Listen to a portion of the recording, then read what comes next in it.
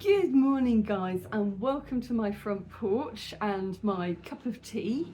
I am just getting ready to head over to the restaurant today, but I thought I'd tell you about the past week and give you an update about what's been going on, because it has been a wild week. It has been a wild week. I'm still recovering. I don't think I have experienced anything quite like this ever.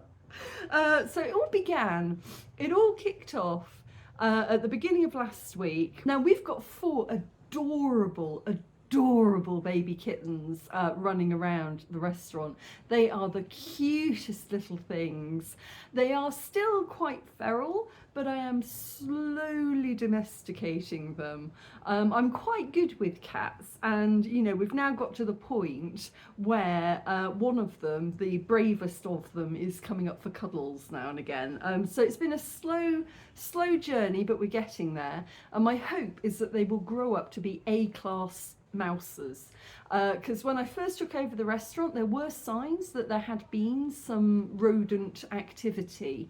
I have not seen one after having moved in. I have never seen a mouse with my own eyes, and the signs that we have had them have gone away, so I definitely don't think we have much of a problem with them now, and I'm hoping that these four kittens are going to make sure it stays that way. So it all began at the beginning of last week. I received a message from Shema, who runs the fashion shop at the restaurant, Touch of Rwanda, and she sent me a message saying that her tailors had heard a kitten in the roof above, and it sounded like it was trapped. And our roof at the restaurant is like my roof here, is what you tend to get. Oh, hold on. Tea. What you tend to have is like plywood ceiling, so above it there's quite a lot of space. Like you usually have a sort of a roof going up like that, and the plywood inside just a very thin barrier, and the kitten was up there running back and forth and going like meow meow meow, help me. And it's a tiny little kitten, tiny little thing. So I arrived that evening, and I went to investigate. I could hear it up there, but I wasn't too sure where. But then some people came to the restaurant that I knew, and before I knew it, the evening was going by, and I was sort of like talking to people, and in the background I could still hear mew mew mew. So it was at the back of my mind, I need to go and find that kitten. And when things calmed down, it was getting on a bit, it was getting a bit late, and my lovely waiter Jado, he came and he helped me, and we were just walking around trying to find out where it was, and we were looking for it for about a good 2 hours on and off, like, where is this kitten? And we could hear it, and it was sounding distressed. And if you love cats, you have this thing in you, and it's like this oof reaction of, I've got to find it, I've got to help it. But we couldn't figure out where it was, and I was starting to get really worried that it was trapped underneath the tiles on the top of the roof. And this is when I discovered that Jado had actually trained as a mason. He was actually a construction worker before, and he was incredible. It was like watching Spider-Man. He was kind of climbing up. He knew exactly where to put his feet so that it was safe, so that the roof didn't collapse. He really went above and beyond looking for this kitten. This is stronger than it looks. Whoa, what is all of this? Yeah. Oh, this cat better be up there.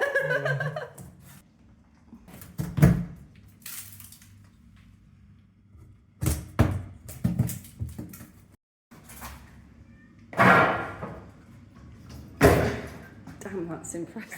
And we couldn't locate it. And I was starting to think that I was going to have to sleep on the steps, outside, because I didn't want this little kitten to be alone, because it's so tiny. It had gone the whole day with no food, no water. I was desperate to get it out. And eventually we both heard it. The sound of the mewing changed. And all of a sudden, instead of like this mew, mew, mew, which sounded like it was coming from the very top of the building, it sort of went, and there was like an echo, and we knew in that second that it had found its way down back onto the above the ceiling tile. So there was nothing for it but to punch a hole through the ceiling tile. It's just plywood, so you know, it was like, well, you know, we can replace it. And Jado, he was just amazing. He punched and he tore down the ceiling of the restaurant, and he went up there and he climbed up and had a good look around. We couldn't see it. Like I said, these kittens are still very feral, so they are terrified. Like a domestic cat will know if you're trying to help it, but a wild cat, its instinct is to hide and to run, and cats can disappear like the wind, like boom. If they don't want to be seen, you can't find them. And he couldn't see it, but we knew it was up there. So it was closing time. It had gone 11 o'clock. We keep British pub hours. And basically we put a wooden beam up between the hole and a stool with some food on it, and we went home. And the next day, the little shiny new life force was running around as though nothing had ever happened. It was like, meow, meow, feed me, feed me, feed me. So all four of them are back together again. It was heart-wrenching though, because his little brother was sitting up on top of the roof and like looking at us as if to say, you know, he's in here, get him out. You know, oh, it was heartrending. But anyway, it all turned out okay, and yeah, he's back on solid ground, and it only cost about 10,000 to repair the roof panel. So that's how the week began. The next day, I get another message from one of my staff saying that Seamus Taylor had noticed that we've got this outdoor toilet. So we've got an indoor toilet and an outdoor toilet in the garden, and he'd noticed that some absolute cockwomble had stolen our toilet system lid. I have no idea who, I have no idea why. So yeah, basically the lid of the toilet system, poof, had just vanished overnight. I don't know what the hell happened. At first, I assumed that maybe one of our Airbnb guests had, you know, broken their toilet system lid and been a bit too embarrassed to say anything, so had taken the one from the outside toilet and replaced it. Because at the time, all three of our Airbnbs were booked out. But as the guests left, we looked and we had a little check, but it doesn't look like any of those toilet systems have been replaced. And so it seems like a complete stranger or a customer has come in and just walked out with the toilet system lid, which is how did nobody see that, you know? I wondered if maybe it had been broken, but you know, there's no like shards of pottery or dust or anything, and where would they have hidden it? So I don't know. I don't know what happened there. So we had to buy another toilet system lid, and it's reminded me strongly to put up some security cameras in the garden so that we can see when people walk off with our toilet system lids. I don't know. I mean, times are hard in Kigali at the moment, but I didn't realise it had reached that level. So that was day 2. A couple of days later, this great big message went round from Rwandan FDA. So the FDA is the Food Standards Agency, and basically they've made this list of like a bajillion different small distilleries, most in Tanzania, Uganda, who were brewing cheap alcohol. And basically the sale of that alcohol was just banned, boom, like that, on public safety grounds. And I get the reasoning. I do get the reasoning. You know, if you're selling alcohol, alcohol can be a very dangerous substance. If it isn't prepared properly, it can lead to horrible side effects, blindness, physical, mental difficulties. it can be like a really bad thing. But I think the thing that took everybody by surprise is that most of the brands that were banned are beloved labels. Like these are brands that we've all been drinking for years. One of them is a very, very cheap whiskey called Bond 7. And you know, it's not amazing, it's not, but it's cheap and it's palatable. I have been drinking it for years and I don't think I have brain damage. I mean, there are many people who would disagree with that, but yeah, I think I'm okay. Hello guys, and welcome to a historic moment. I have just broken open my last bottle of Bond 7. Be under no illusion, this is cheap stuff. You know, this is cheap whiskey, she said, hesitating to use the word. It is, but you know, I've been drinking this for years. It's palatable. I actually, you know, with a chaser, bottle of Mutzig, Bond 7, it's quite nice. You know, it's quite manageable. I was debating whether or not to drink it or whether or not to frame it in the hopes that one day it might be worth something. But you know, for incredibly cheap whiskey, it's actually okay. Yeah, it's all right. I'm gonna stop saying that. I'm gonna drink it, and I'm gonna savour. Trying to play a little funeral dirge there, but that didn't quite work. Let's have a wee dram to say goodbye, laddie.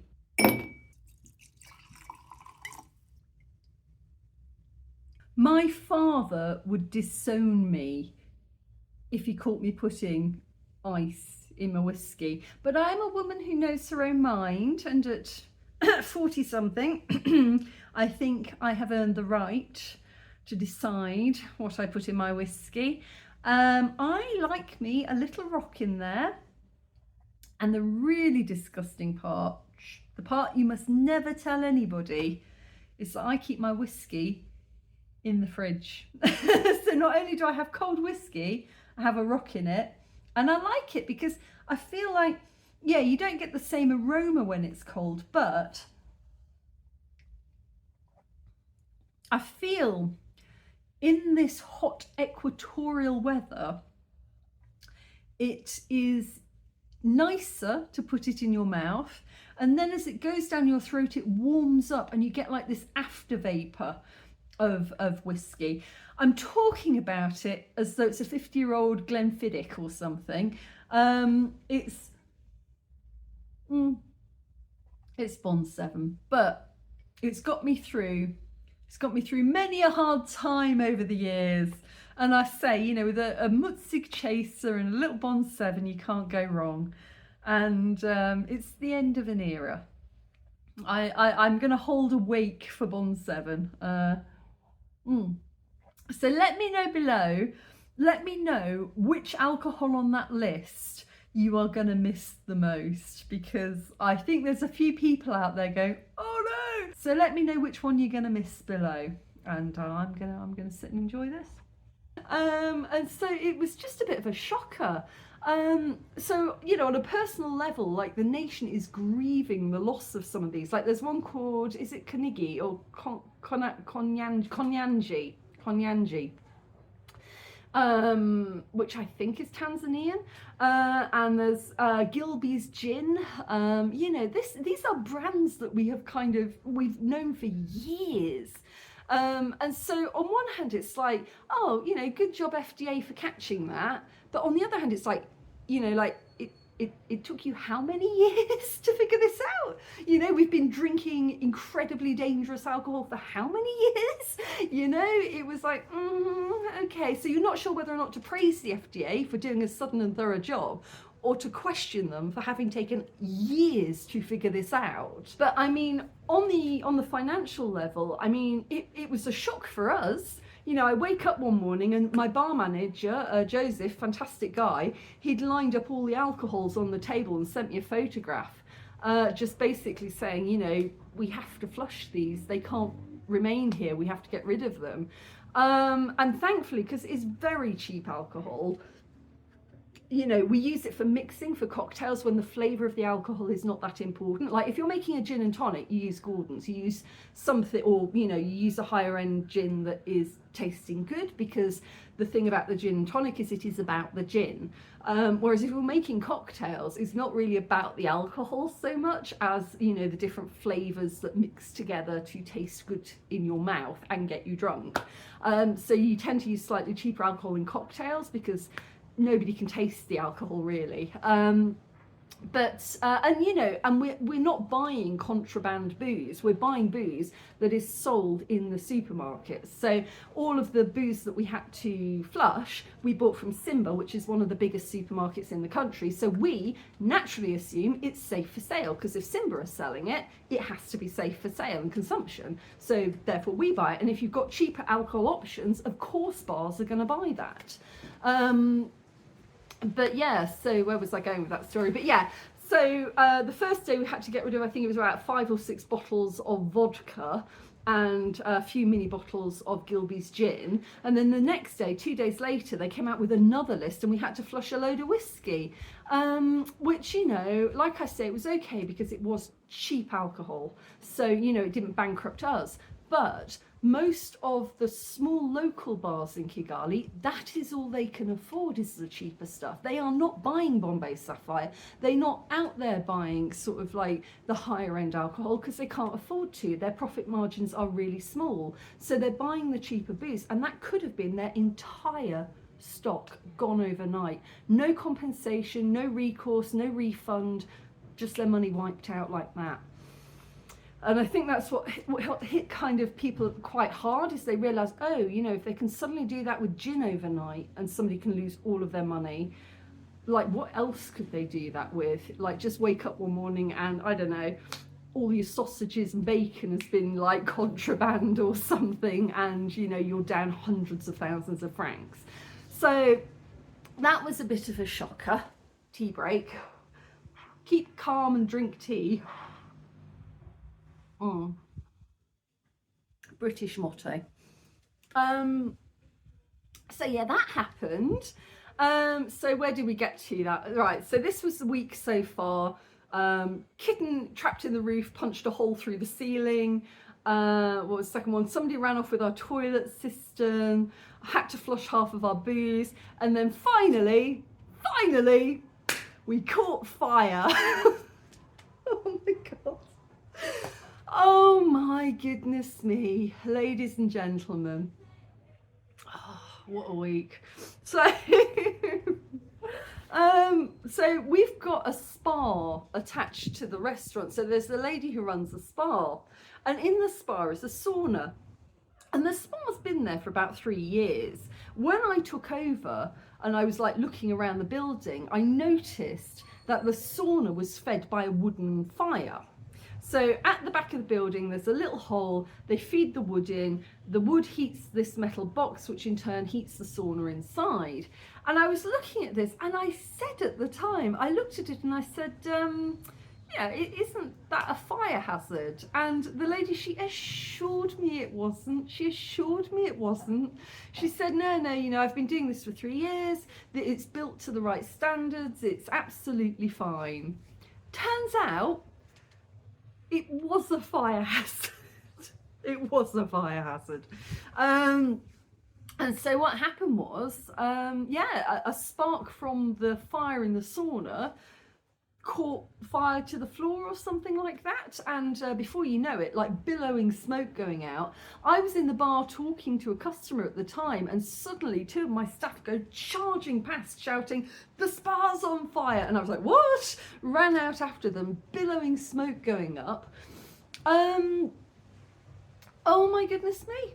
Oh my goodness me. Oh my goodness me. So yes, it was a moment. It was a moment. So this is where I learned something, because coming from the UK, in secondary school, you are taught about fire safety.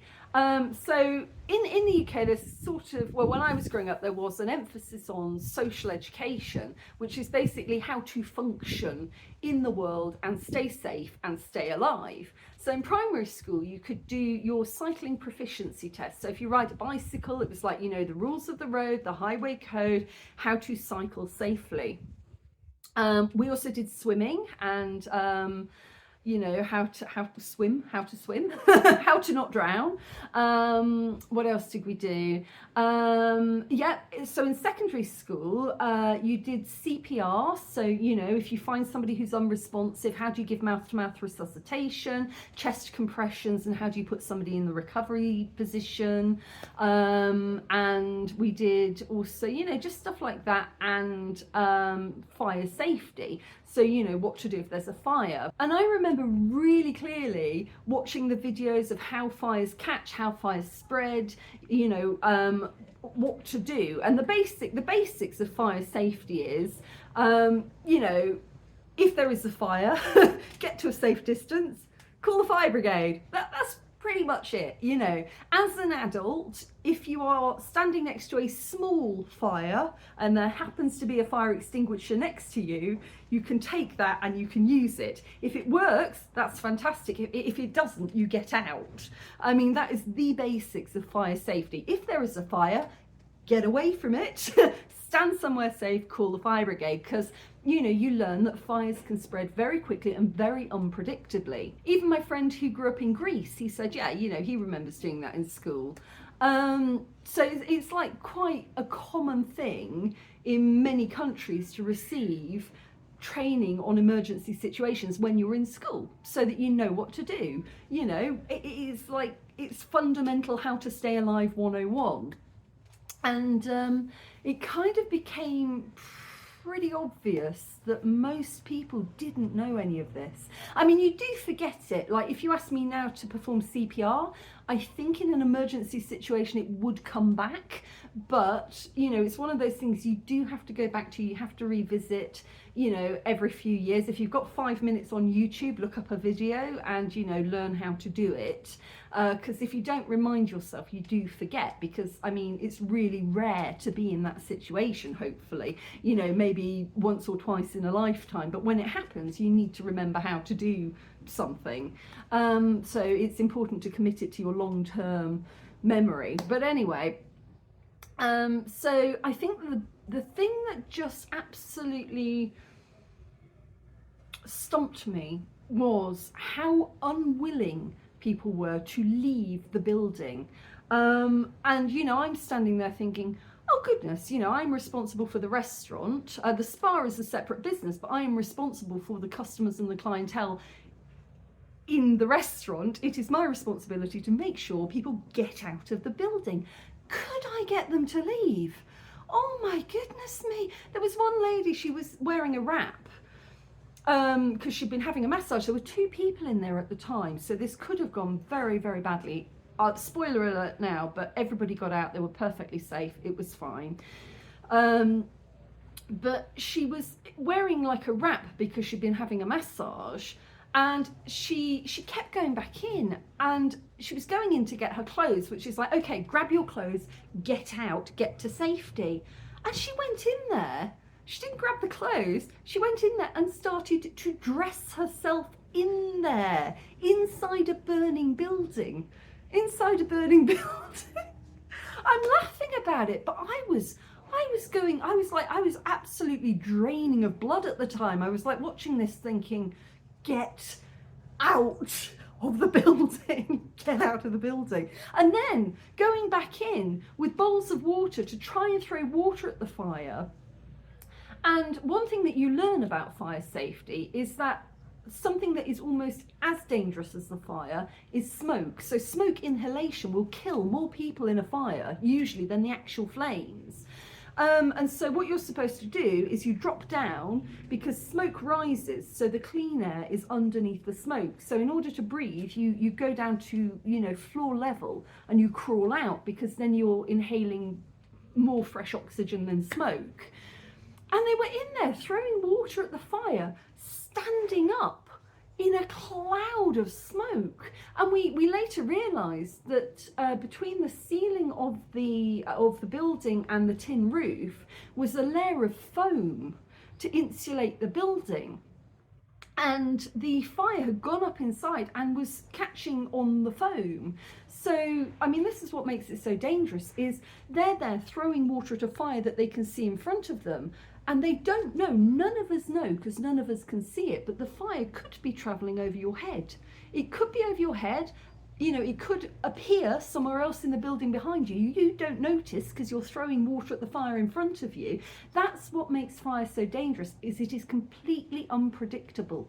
You know, it is very, very unpredictable. And even the lady whose sauna it was, she said, I had no idea fire could spread that quickly. And I'm like, well, yeah, that's what fire does. And if you understand that in school, if you see the videos in school, if you have the fire brigade come and talk to you in school, you know that. But people don't seem to receive that education, which I think if they still don't, I mean, maybe it's changed now. I mean, we were all adults there, so we went to school a long time ago.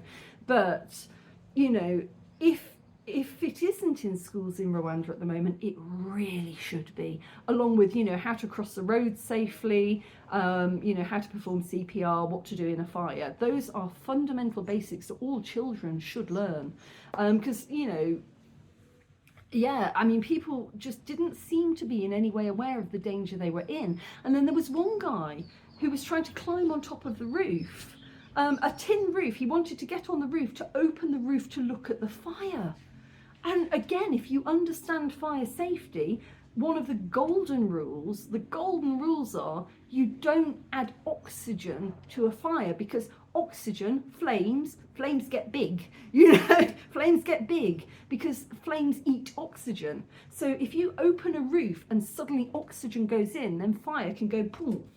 I don't mean to put it in such sort of like such, you know, these terms, but it's true. If you have a fire in a house and you open a window, the oxygen will feed the fire and it will get bigger, you know. So you know that if there is a fire, don't add oxygen to it, don't add an airflow to it. And this guy was trying to open up the roof to see if the fire was in there. And, you know, you're just standing there thinking, please stop doing this. All I want is for everybody here to get out of the way. Go and stand at a safe distance. Because, you know, things can be replaced. People can't. You know, it's that. And that's what you're taught at an early age. You know, leave your belongings behind. As hard as it is, get to safety. Get to safety and call the fire brigade. Get the professionals. And as I was shouting, call the fire brigade, I heard somebody shout back to me, no, don't call the fire brigade because they'll charge you. And I was looking at this burning building thinking, you know what?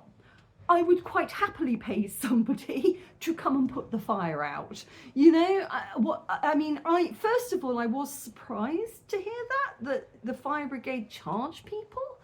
But secondly, I was thinking, well, it would be worth the money.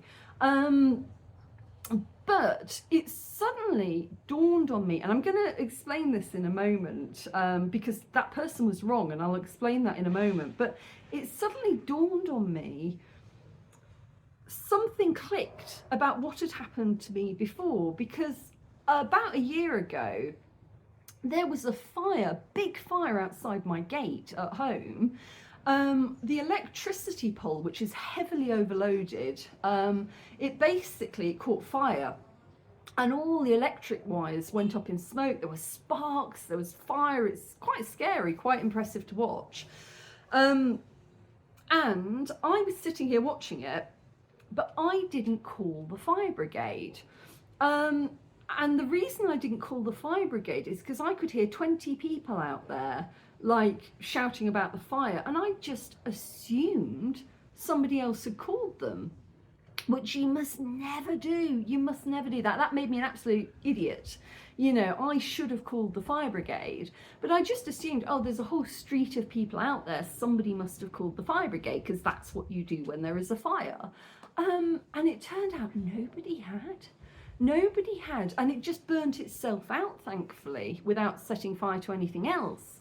But I couldn't understand where the fire brigade was, because I was blaming the fire brigade, thinking, oh, you know, why haven't they turned up? The fire brigade should be here by now. And they hadn't come because I don't think anybody had called them.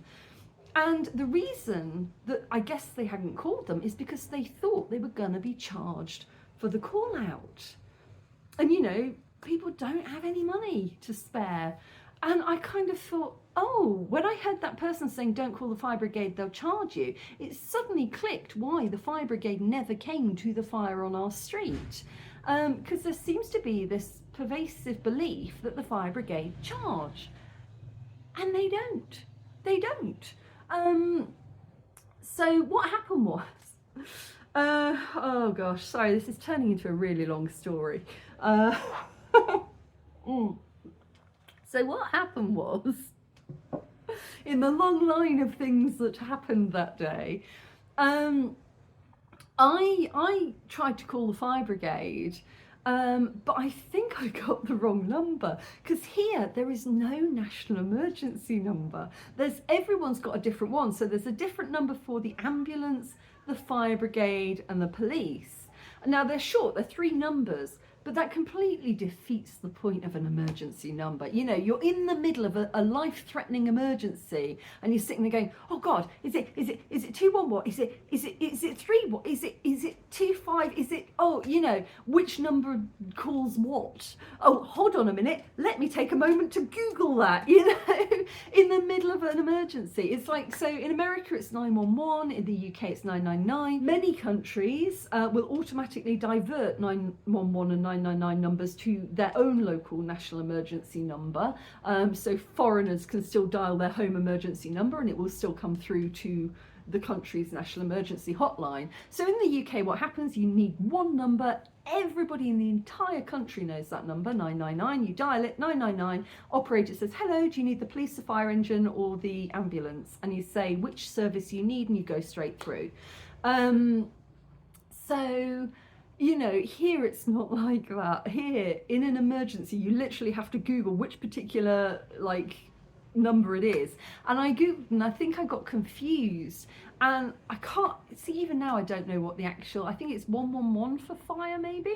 But I was in a panic and I thought it said 311. So I dialed 311 and I got through to this, I thought it said it was the fire service, but you know, it's an emergency, you're not really paying attention. And it said for English press 1 and I did, and it went through to hold music. So I think I dialed the wrong number, and then I was on hold for 2 minutes. I was standing there on hold like, what, you know? And eventually I hung up and I Googled again and I found the official long number. So I got the long number for the fire department. And I was like, okay, let's try that again. Do. Hello. I'm laughing about it now, but my God, in the moment I was angry. I was like, how is it this hard, you know, to figure out who I'm supposed to call?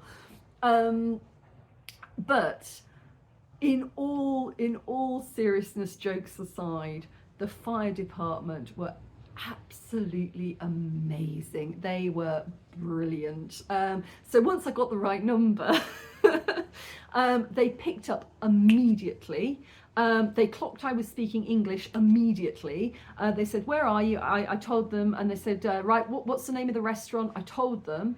Now, we were lucky because it turns out I think we're right next door to the National Fire Depot, and they arrived within minutes. I mean, about 4 minutes flat, woof, they were there. And they had this massive fire engine, like the size of a house. And we were all sort of going, oh dear, I think this might be overkill, you know.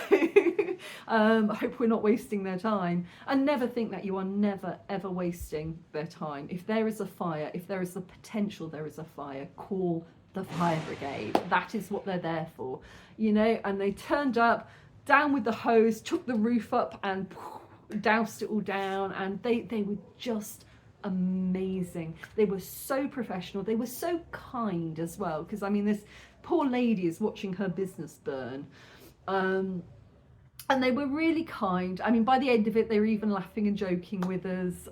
They were really, really kind. And yeah, I just can't say enough about them. They were fantastic. And it was really interesting. So it's nice as well because it was a completely mixed team. I think they're about the same number of male to female firefighters as well, which, you know, I thought that was really cool. You know, I mean, it's a small thing to sort of say and a weird thing to notice in the moment, but it was really nice to see, you know, firemen and firewomen, they're doing the job. And yeah, it was just, yeah, I can't say enough about them. They were impeccable. They were impeccable. And also they said, because we actually asked, that's when we asked, you know, do we owe anything for the call out? And they said, no, this is our job. You know, this is what we do. It's fine.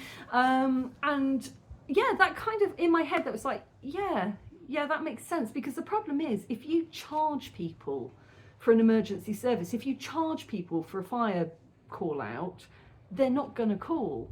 And the money that they think they're going to spend calling the fire brigade is probably going to be 1,000 times more in the damage done to the property, loss of life, loss of property, you know, or sparks catching on to other buildings nearby. You know, the amount of damage that could be caused if people are too afraid to call the fire brigade is immense. So obviously, no country should ever charge for that. And I don't know where people have got this idea that the fire brigade charge. Maybe they used to, maybe they did used to, but it doesn't seem like they do now.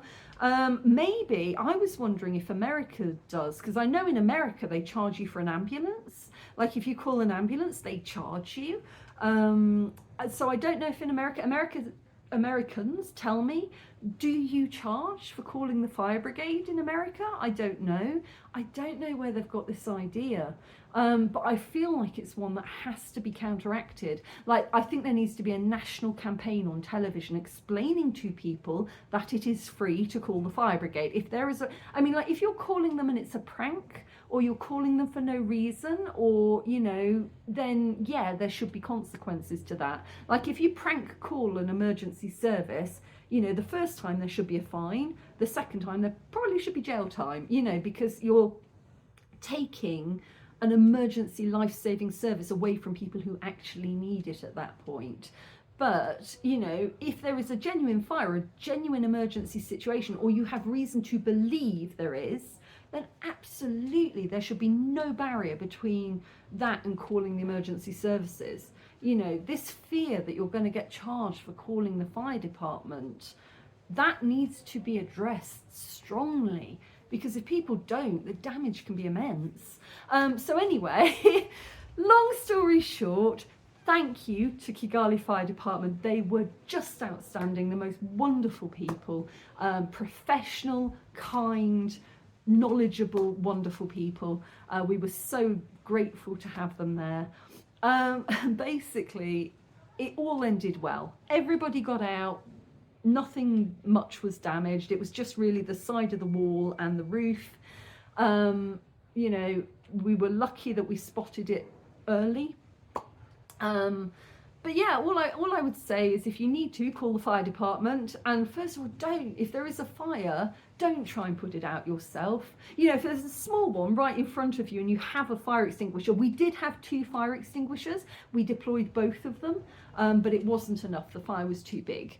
But never assume you can do it yourself, because fire is unpredictable. It can look like it's controlled one moment. It can even look like it's going out, but then suddenly it can flare up somewhere you didn't expect it, and it can be fast and unpredictable. So don't attempt to put out a fire yourself. Get to safety, call the fire brigade. And that is what my teacher would have taught me in primary school. You know, so I definitely think there needs to be primary level education about emergency situations, like, you know, fire. And also there needs to be a national campaign to educate people on what to do in a fire, and to educate people that you don't need to pay to call the fire department. That is what they're there for. Anyway, lecture over. But that was my week. How was your week? Oh, wow. So yeah, I mean, it's been a chaotic week. I haven't really had to deal with that amount of stuff in one go, probably in living memory. But we made it through. Everybody's safe. Everybody's okay. The spa can be rebuilt, but we're having a very strong conversation at the moment. I'm not comfortable with fire in any form,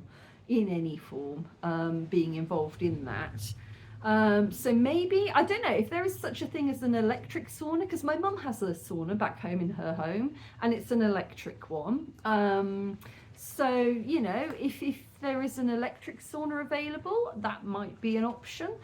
We have a very, very good electrician, excellent reputation, so maybe that will be an option.